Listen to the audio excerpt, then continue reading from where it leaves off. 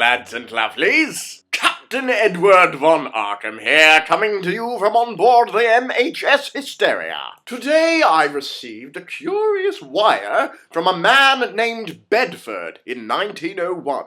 Mr. Bedford has written us with an outlandish tale and an even more outlandish favour. Bedford claims that in 1899 he and a man named Mr. Cavor literally went to the moon.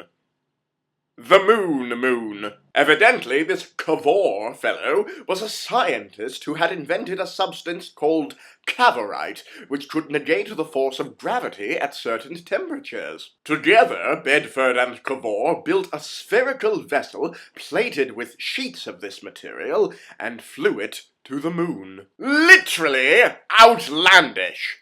And it gets weirder. Bedford claims that when they reached the moon, it was far from desolate and lifeless. They found a breathable atmosphere, thriving flora, and, so they claim, intelligent alien fauna. According to Bedford, these creatures, who he and Cavor termed as Selenites, form a complex and technologically sophisticated society that live beneath the surface of the moon. Bedford and Cavor were observing these creatures from afar when they were noticed and captured. They were taken underground and imprisoned, but managed to escape and make their way back to the surface. For some reason, they decided to split up in order to search for their ship.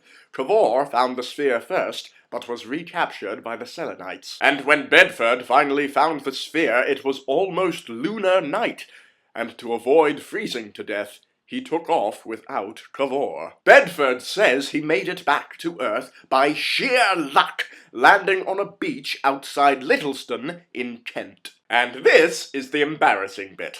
Bedford had every intention of going back to rescue Cavor, but he lost the sphere when a boy snuck into it and launched it by mistake. A likely story, you may think. However, I have seen too many wonders in my topsy-turvy lifetime to make me skeptical enough to discount it outright. We know from our experiences with the great race of Yith that mankind is not alone in the cosmos, though the thought that such an alien civilization can exist so very close to our own strains probability. But now I come to Mr. Bedford's request. After losing the sphere, Bedford read of a Dutch electrician named Julius Wenderje, who had been experimenting with a type of radio apparatus based off of Tesla's work. And in his experimentation, he had picked up fragments of radio communications of extraterrestrial origin. It turns out that Cavor was alive and had found a way to transmit radio messages from the moon. Now, without the sphere, or the means to manufacture more cavorite,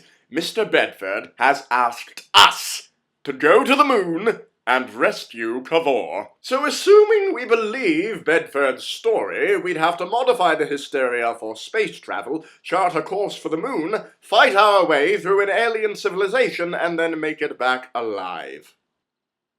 We're going to the moon! I'll speak with Augustus about the logistics and Lily about the mechanics. Best not to mention this to Oft, he's not too keen on aliens. Ah well, that's our time for today. I must start planning. Until next time, stay mad, my duckies. Bit of a pity, though. I used to think it was made of cheese.